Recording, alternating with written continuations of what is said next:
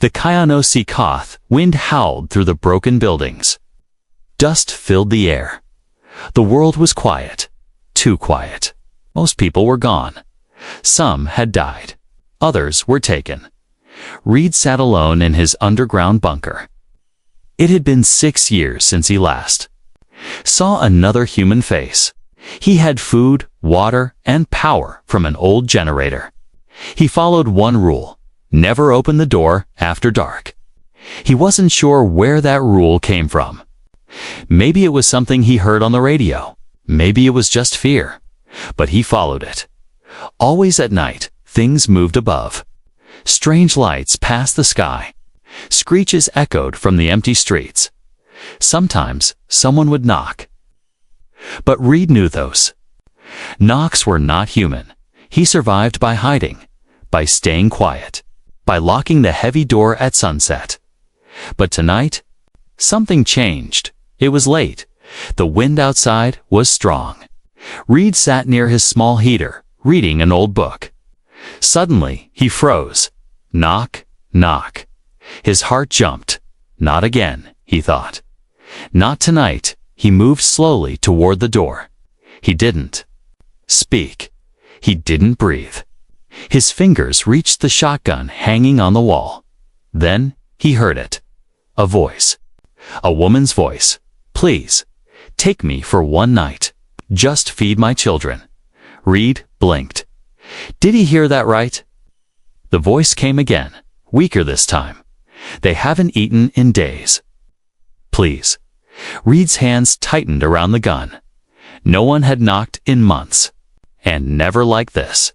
He looked at the camera screen. Outside the steel door stood a woman in torn clothes.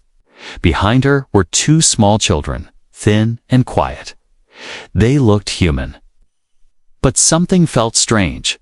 His mind raced. Was it a trap, he thought? Of all the stories of how the aliens used human voices, how they used decoys to lure survivors out. But this woman, she looked real. She looked tired, dirty, hungry. And her voice, it was full of pain. Reed looked at the clock.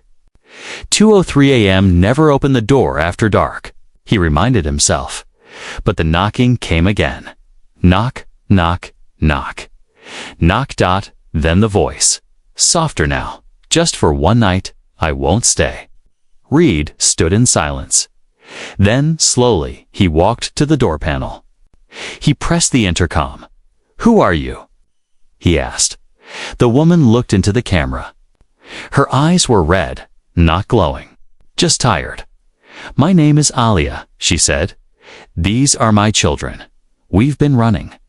Please, they're starving. Reed hesitated. His finger hovered over the button. If he opened the door, they might kill him, or worse. But if he didn't, he looked again at the children. They didn't move. They didn't cry. They just stood there, like shadows. Something deep inside him whispered, she's lying. But something else whispered, help. Her Reed cursed under his breath. One night, he said. Then you leave at sunrise. The woman nodded slowly. Reed hit the release, clank. The steel door unlocked. It opened with a slow hiss. Cold air rushed in. The woman stepped inside, holding her children close. Reed stepped back, shotgun still in hand. Stay there, he said.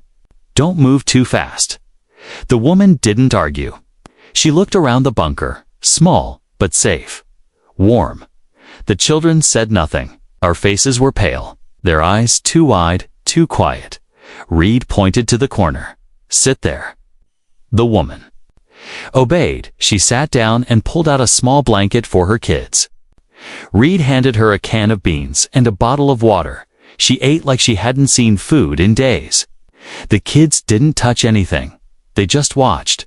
Still, what are their names? Reed asked. The woman paused, then said, Leo and Nara. They don't talk. They saw things. Lost people. They're scared.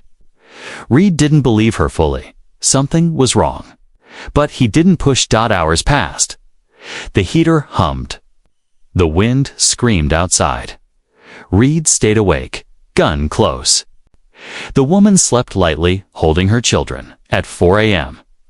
Reed got up to check the storage room. On the way, he passed the corner where the kids sat.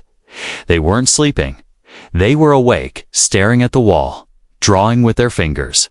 Strange. Symbols, not letters. Not numbers. Reed leaned closer. The marks glowed faintly, like silver fire. His eyes widened. What were they drawing? He turned quickly to look at them. The girl turned her head slowly. Her eyes glowed just for a second, and then turned normal again. She smiled, not a child's smile, a knowing smile. Reed stepped back, heart racing. He looked toward the door. Maybe tonight was a mistake. Asterisk, the bunker felt colder that morning. Reed sat by the door, shotgun across his lap, eyes heavy with sleep. He hadn't rested all night. He couldn't. Not after what he saw. The girl's eyes, they had glowed, just for a moment. But it was enough. That wasn't normal. And the symbols on the wall, they had shimmered in the dark like soft silver fire. He had wiped them away, quickly, but the image stayed in his mind. Who was this woman? And what were her children? The woman Alia woke up as the heater clicked on. Her children, Leo and Nara, still sat close to her. Too quiet, too still. Reed offered her a stale protein bar. She thanked him with a nod. You said you were running, Reed said, not taking his eyes off her. From what? Alia looked at her children before speaking. From them, aliens? She nodded slowly. They hunt anything human, especially mothers with children. Reed narrowed his eyes. Why, especially mothers? Alia didn't answer. She just looked down. Reed walked across the room and opened a storage drawer. He took out a small metal detector, something he had found years ago. He turned it on and pointed it at the woman. The device beeped, then beeped faster and faster. Reed's hand tightened on the handle. I'm not one of them, Alia said quickly. Not fully. Reed froze. What does that mean? Alia stood slowly, her hands raised. They changed me. Years ago. They took people, used their bodies, tried to make something new. Reed stared at her, his mind racing. You're a hybrid, he asked. Double quotes, yes, I escaped. My children. They were born after. I don't know exactly what they are. Reed stepped back. And you brought them here. They're not dangerous, she said. Not yet. Not yet. They're still changing. They haven't eaten real food in days. If they starve, something inside them breaks. Reed glanced at the children. They sat without blinking, as if they were listening to every word, even though no one was talking to them. Alia continued, her voice lower now. If they die, something will come out. Something worse. Reed felt cold sweat on his neck. Are you saying your kids are some kind of bomb? No, not a bomb. A design. He shook his head. Why didn't you tell me before I opened the door? Because you wouldn't have. She was right. Reed sat back down, trying to breathe. His bunker had been safe. For years. Now, in one night, everything had changed. I need to think, he said. Alia didn't speak. She sat down again and pulled her children close. Later that day, Reed walked to the old computer near the back wall. It had no internet, but it stored logs, old radio messages, news clips, reports from before the world went dark. He searched for the word hybrid, and he found it. One log from a broken government signal. A scientist speaking, panicked. They're making human-alien hybrids. Testing reproduction. Some of them are stable. Some aren't. If they mature without control, the virus inside them activates, spreads, wipes everything out. Total extinction. Level Reed shut off the monitor. His hand trembled. Back in the main room, the kids had drawn more symbols. This time in chalk from the wall. Circles, lines, stars. But now, something looked familiar. One of the symbols matched the same mark Reed had seen on the side of a dead alien ship. The symbol that meant experiment unit. He walked over, pointed to it. "Where did you see this?" Ko, the boy, finally spoke. His voice was soft. Inside the Red Room, Reed's stomach dropped. The Red Room. It was what people called the alien labs, places no one came back from. Reed looked at Alia. "You let them take your kids there." "I had no choice," she whispered. "They were born there." Reed didn't say anything. Then, suddenly, the lights flickered. The generator made a loud click and the heater shut down. Reed ran to the panel. The power was fine. But something had triggered a jam signal, a pulse that stopped electric machines. "That wasn't random. They found you," Reed said, his voice low. Alia stood quickly, pulling her kids up. "We have to hide. If they come in, they'll take." The children, Reed grabbed his shotgun and emergency lights. He tossed Alia a knife from the drawer. "Go to the back room. Keep them silent." She nodded and disappeared down the hallway with the kids. Reed stood near the steel door, heart pounding. Then he heard it outside, a low hum and clicking sounds. Like claws on metal, they were here. But what were they after? Alia or the children?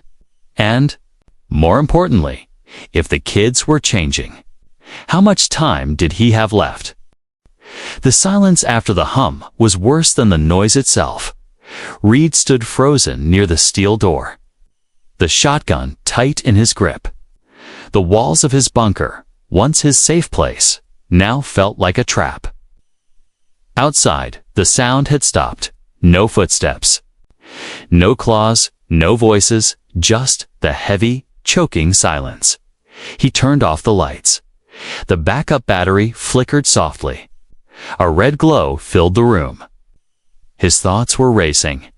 Alia said she was half human. Her children were born in the alien labs, and now something or someone had followed them here. Reed walked carefully down the hallway toward the back room. He tapped twice on the door. A moment later, Alia opened it. She was breathing fast. Her hands shook. Her eyes searched Reed's face. "They're close," she whispered. Reed stepped inside. The children were sitting in the corner, eyes wide. Holding each other, he looked at Alia. "Tell me the truth. All of it." Right now, Alia sat down on a metal chair. Her face was pale, tired. "You won't like it," she said. "I already don't." She looked at her children, then back at Reed, and she began. "6 years ago, I was taken. Not by chance, I was chosen.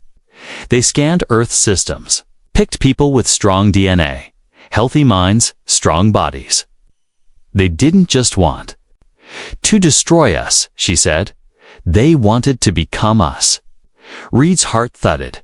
Become. They can't live on Earth long. Our air, our gravity, it breaks them. So they tried mixing, blending their blood with ours. They called it the Merge Project. She looked away. "I was test subject number 12. They injected alien cells into my body. I was pregnant within months, not by a man, by design." Reed looked at the kids, stunned. "They created them inside you." "Yes, Leo and Nara. They're the only ones who lived. All the others failed." Reed leaned forward. "Why did you run?" Alia's eyes filled with tears. "Because when they turned 5, the scientists said it was time to activate them." "Activate? They're not weapons," she said quickly. "But inside them is something. A hidden program. If triggered, it spreads through their blood. It doesn't kill instantly. It changes things. Turns living things into something else." Reed swallowed. "You mean like a virus?" "Not a virus. A rewrite, a code. One drop can change the DNA of a city. Reed stared at her in disbelief. And you brought them here. I didn't come to hurt you. I came. Because they're growing. Different. Their human side is taking over. They don't want to change the world. They just want to live. She held her head in her hands. I thought maybe ... just maybe. Feeding them human food, giving them care, could stop the transformation. Reed sat down slowly. His world had already ended once. Now it felt like it was ending again. Suddenly, a boy, Leo, stood up. His voice was soft. They're inside. Reed jumped to his feet. What? They're not outside anymore. They came through the air vents. Reed grabbed his flashlight, shining it on the metal vent in the ceiling. He heard it, a faint hissing. Then, something moved. Reed fired the shotgun. Boom. The vent shattered. A dark liquid dropped from above, hitting the floor with a hiss. Smoke rose where it touched the ground, not blood. Acid. Reed pulled Alia and the kids out of the room. We go now. Rushed through the hallway. Behind them, loud clicks echoed fast, sharp, like metal fingers tapping the walls. A shadow dropped from the ceiling.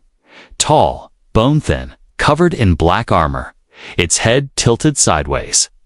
No eyes, just a smooth, glassy face. Reed didn't wait. He fired again. Boom. The creature flew back, but didn't scream. It just got up, slower now, like it was learning. Alia pulled open the emergency hatch on the floor. We used the tunnel. Go. They dropped inside, one by one. Reed last. The tunnel was cold and narrow, leading to an old subway line.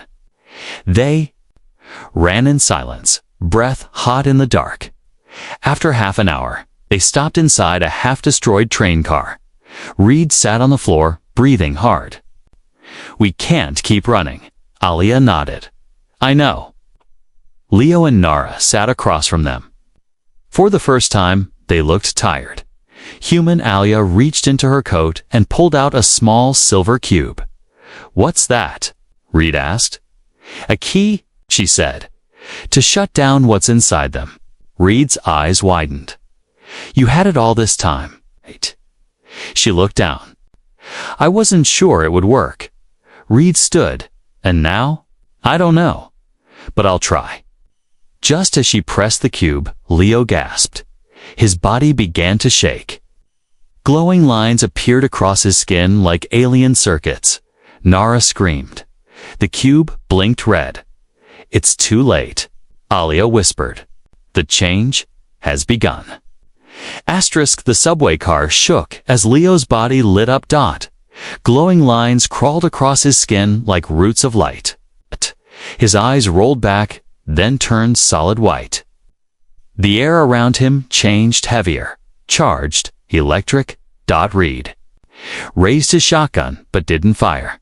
Nara screamed, holding her brother's hand. Stop it. Please stop. But Leo couldn't hear.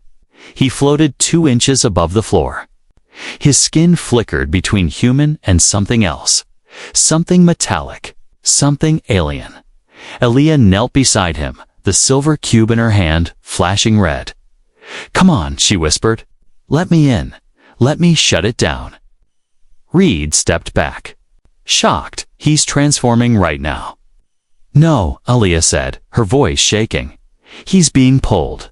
They're trying to activate him remotely. By who? The ones who made him. Reed cursed under his breath. The hunters. Alia nodded. Then a high-pitched ping echoed down the tunnel. Reed froze. He knew that sound. Trackers, tiny.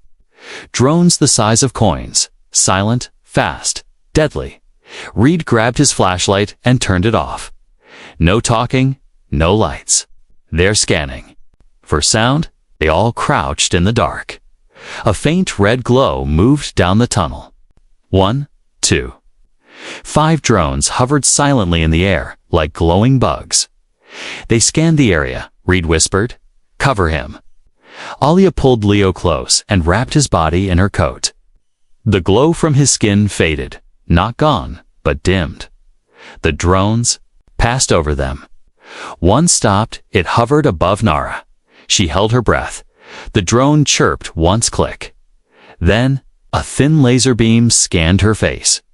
Reed slowly reached into his belt and pulled out a flat metal disc. He pressed the button. EMP grenade. He waited 3 seconds. The drone beeped again. Reed threw the disc. Pop. A silent flash. A spark. All 5 drones dropped to the ground, dead. The silence returned. Reed exhaled. We have maybe 5 minutes before. They know something's wrong. Alia stood up, holding Leo, who was now breathing but weak. We can't keep hiding, she said. We need to fight. Reed gave a cold laugh. Fight? With what? Alia reached into her bag and pulled out a second cube larger than the first. It hummed with a strange glow. What's that? Reed asked. A gift, she said. From?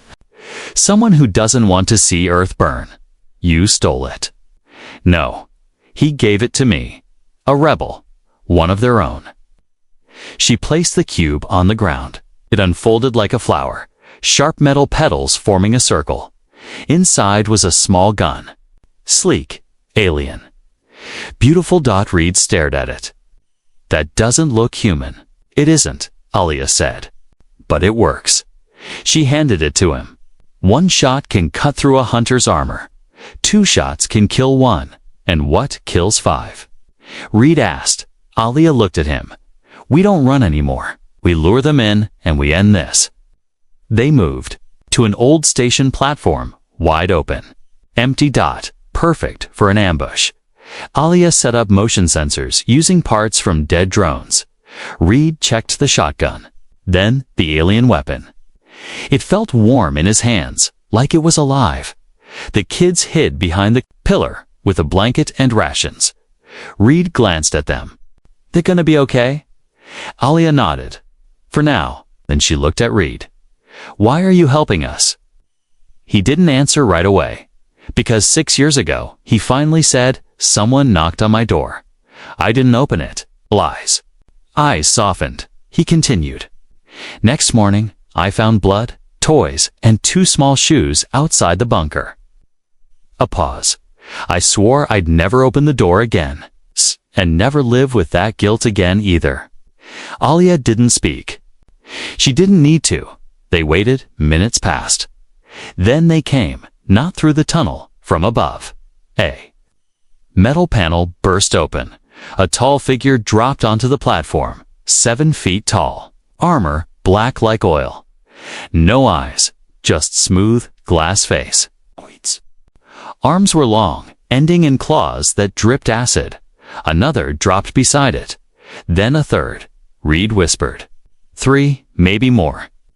Alia lifted a small stone and threw it across the platform. The sound echoed. 1 hunter turned. Reed aimed the alien. Gun? His hands shook. The hunter charged. Reed fired. ZWIP. A glowing bolt shot out, silent, fast, hitting the hunter in the chest. The armor split open. Sparks flew. The creature screamed, high-pitched and unnatural, then collapsed. Reed grinned. It works. A second hunter leaped forward. Alia stepped in, slashed its leg with a glowing knife. Staggered. Reed fired again. Second one down. Then the third moved. Faster. Smarter. It rolled behind cover and threw a spear-like blade. Reed ducked. Alia was hit in the shoulder. She cried out, falling. The hunter rushed toward her. Reed fired. Missed. The hunter raised its claw. Then a beam of light shot through its head. It dropped. Reed turned. Leo stood behind them, still glowing. His small hand held a broken drone, rewired. Modified, he had fired the shot. Reed stared at him. You built that? Leo nodded. I saw it in my dreams, he said. Alia, bleeding, smiled weakly. He's not just a weapon, she whispered. He's becoming something new. Reed helped her up, but before they could rest, the ground trembled. Far down the tunnel, red lights flashed. More were coming, many more. The real battle hadn't even started yet. The tunnel was shaking now, not from footsteps, but from power. Something deeper, something rising. Reed helped Alia to a bench in the old subway station. Blood ran down her arm. Her face was pale, but her eyes stayed sharp. Leo stood quietly near, the pillar holding the rewired drone weapon. His little hands glowed faintly, not from light, but from energy within. Reed could feel it. Everyone could. The boy was changing again, but not like before. This time, he wasn't floating or losing control. This time, he was choosing it. Reed crouched beside Alia. "How bad?" "Not deep," she whispered. "But I need time." "Dares?" "No time." Reed nodded. "I need answers." "Now, what exactly is inside your children?" Alia looked up slowly. They were born from a mix.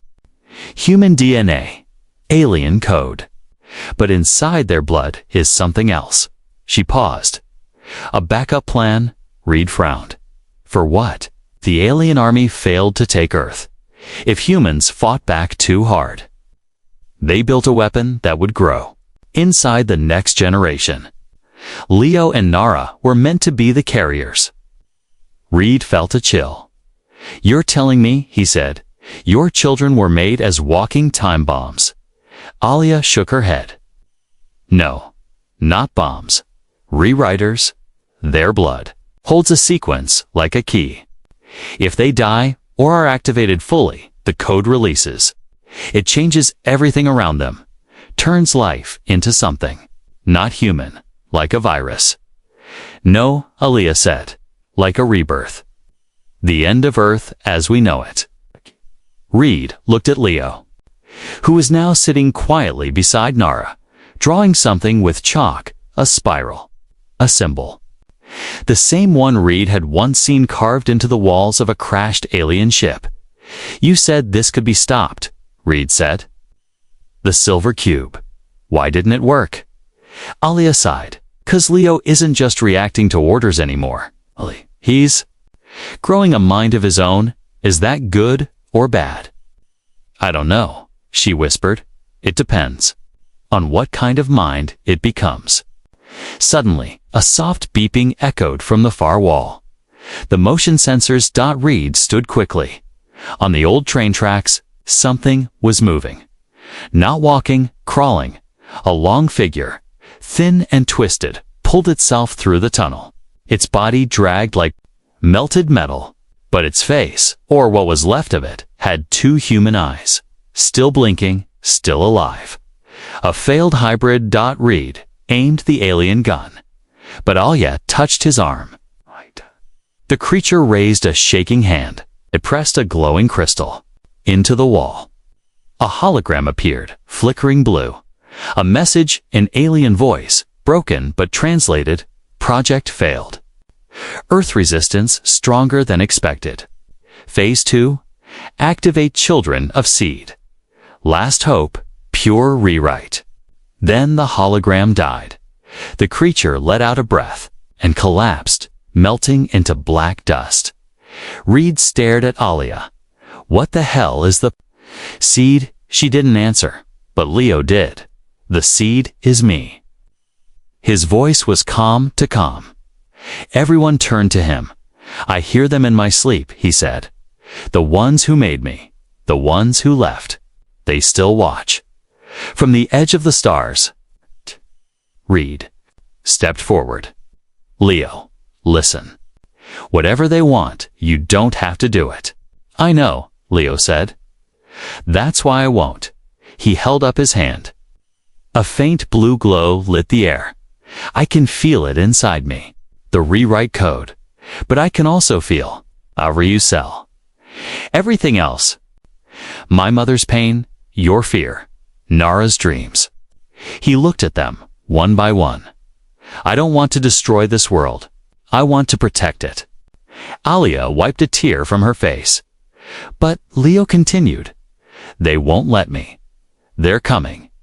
The Prime Hunter, the one who created us all. He's on his way. Reed raised an eyebrow. You can sense that. Leo nodded. He linked us. From birth, I can break the code, but only if I reach the tower. What tower? Alia answered. There's a relay tower in the dead city. It was once a human signal base. Now it's used by the aliens. If Leo connects there, he can rewrite himself. Reed frowned. Rewrite how? To remove the weapon, Leo said. To choose who I want to be. They all stood in silence. It was crazy, risky, almost suicidal. But it was a plan, the first real one. Reed turned to Alia. You can move. She nodded slowly. He looked at the kids. We leave tonight. Leo stood up. Nara held his hand. A strange glow filled the station, not from fear, from hope. But as they walked toward the tunnel exit, another sound filled the air. A distant roar, deep, mechanical, like a giant engine waking up after sleeping for centuries. Leo stopped. He's here, the boy said. Reed looked back. Who? Leo's eyes glowed softly. The Prime Hunter. Asterisk. The sky above the dead city turned red. Not from sunset, from something bigger, something falling. A ship, massive, silent, entered Earth's atmosphere like a second moon. It was shaped like a blade, slicing through the clouds. Reed watched from a rooftop through broken binoculars. His hands were shaking. That's not just a ship, he said. No, Alia whispered beside him, her wound now wrapped. That's him. The Prime Hunter had arrived. The one who created the hybrids. The one who wrote the code inside Leo, and now he had come to claim his final creation. Down below, the streets were empty, long dead, covered in ash and silence. The relay tower stood in the distance, tall and cracked, with alien vines crawling up its base. It still pulsed with blue energy. That tower was their goal. Leo sat inside a rusted van, staring at his reflection in the window. His face was pale. To calm, his eyes flickered between blue and silver. Nara sat beside him, her fingers wrapped around a stone she had carried since they escaped the lab. It was the only thing that didn't change. Are you scared? She asked. Leo nodded. But not for me. For what then? For the world. They reached the base of the tower just after midnight. Reed checked the area. No hunters yet. Just silence and the strange hum of alien energy coming from the top. He turned to Leo. How long do you need up there? Leo looked up at the spire. Once I connect, the countdown begins. 3 minutes. Reed raised an eyebrow. Countdown to what? To either save the world, Leo said quietly, or end it. They climbed the inside stairs of the relay tower. The metal creaked under their feet. Reed stayed in front. Alia walked behind, holding her knife tight. As they reached the top floor, Leo stopped. He could feel it now, a signal, calling to him. Not with words, with commands. Instructions buried in his blood. A code ready to awaken. Ready to rewrite the Earth. The relay terminal still worked. Somehow untouched after all these years. Leo stepped forward, placed his hand on the panel.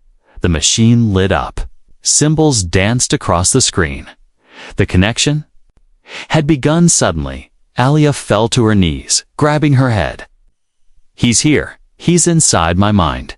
Reed grabbed her. Alia. But her eyes were wide, terrified. He's not a person. He's not a hunter. He's a network. Reed stared at her. What do you mean? He's not in just one body, she said, trembling.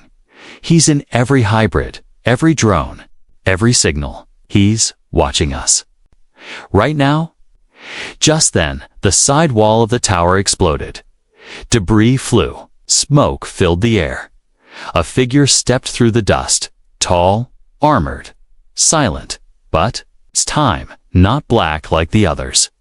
This one shone like liquid chrome. Its head was shaped like a crown. Its body pulsed with lines of blue fire. The prime Poom Poom. He didn't speak. He didn't need to. Reed fired the alien gun. The beam hit the creature's chest, and bounced off. Useless. The prime raised one hand. Alia gasped, her body lifted. Into the air, choking, Reed ran at the monster. The prime didn't even look. With one move, he knocked Reed across the room. Then he turned to Leo. The boy was glowing now, fully. A storm of light spinning around him. You will return to the design. The prime's voice echoed, not from his mouth, but inside there. Heads. Leo shook his head. No. You are the last seed. You were built to bring change. I choose not to. There is no choice. You are a program. I'm not code, Leo said. I'm a child. The prime stepped forward. But Nara moved in front of her brother. She was crying. Not glowing. Not changing. Just a scared little girl. The prime paused. He didn't understand this emotion, love, choice. He reached out to grab her. But this time, Leo stopped him. Not with hands, with energy. Leo screamed. A wave of light burst from his body. It hit the prime and shattered the glass around them. A warning. 1 minute left. The tower's core began to blink. Countdown active. Reed crawled to the control panel. What's happening? Leo was floating now, connected to the tower. His eyes were white. I'm rewriting myself, he said calmly, erasing the code. Making a new path. The prime charged. Alia threw herself at him. They crashed into the wall. The prime stabbed her. In the side, she didn't scream. She smiled. Not today, she whispered. Leo's light turned gold. Time slowed outside. The city lit up with lines like veins, stretching across the buildings, the ground, the sky. Everything the aliens had touched was breaking, cracking, melting. Away then, boom, a final flash. Then silence, when Reed opened his eyes. The tower was still. The prime was gone. Alia lay still, bleeding, but alive. And Leo stood quietly, his skin normal again, his eyes. Human Nara hugged him tightly. It's done, he said. Reed looked out at the sky. The red clouds were gone. The ship vanished, like it was never there. But Leo looked down at his hand. One small glow remained, a piece of the code still inside. The sky was blue for the first time in years. The red mist had vanished. The humming in the air was gone. It's the alien ship no longer in orbit. It was over, at least. That's what they hoped.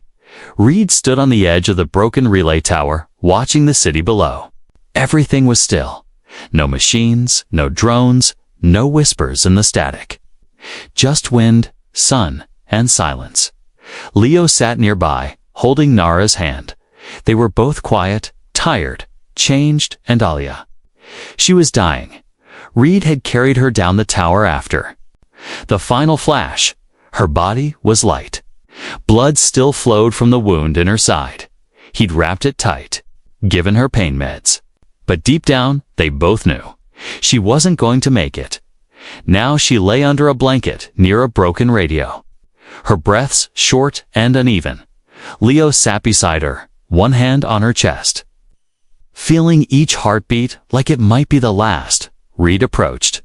Slowly, she's still awake, Leo said. Alia opened her eyes and smiled weakly. You saved the world. No, Leo whispered. You did. She shook her head. I only ran. You stood. Reed knelt beside her. The prime's gone. His signal too. You ended it. I didn't end it, she said. But I delayed it. There's something you should know. Her voice was faint, but clear. The code inside Leo. It didn't disappear. It changed. Reed frowned. Changed how? It's no longer controlled by them, but it's still active, alive. Inside him, Leo looked down at his hands. One of his fingertips still glowed, just a soft pulse, like a heartbeat. Not dangerous yet, Reed asked. Is it stable? Kelia answered. As long as he chooses peace. It stays buried, but if he's hurt, if he's used, if he's taken again. She didn't finish the sentence. Reed understood. The power inside the boy was no longer a weapon built by aliens. It was something new, something human, and humans make their own choices. The radio beside them crackled. Anyone receiving this?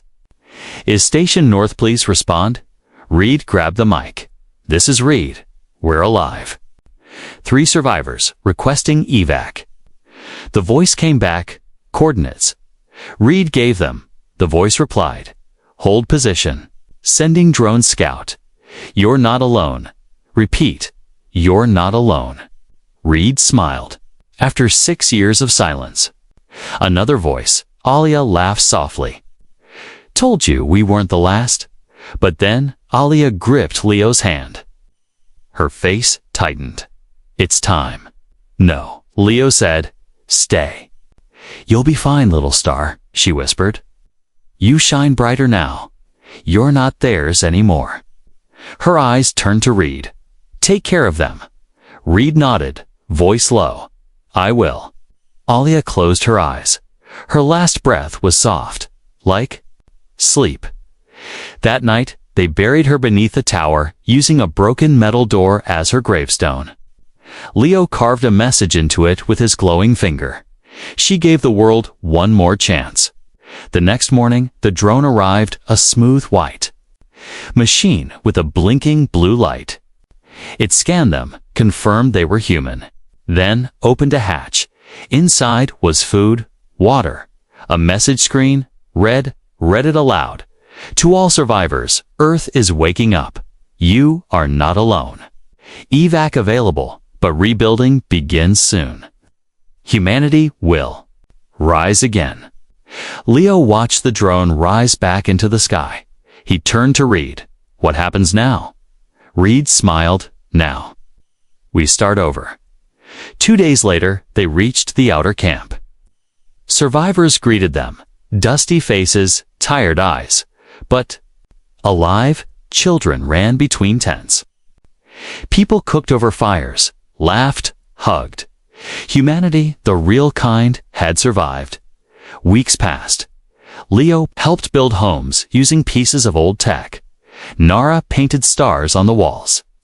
Reed became part of the camp's new council. No one knew what tomorrow would bring, but they were ready to meet it. One evening, Leo sat alone.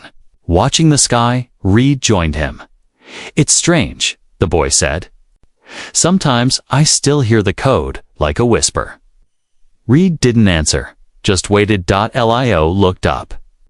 I could still change everything if I wanted. Reed nodded. I know. Why does that scare me? Because you're human now. Reed said, you feel the weight of choice. Leo thought about that, then smiled.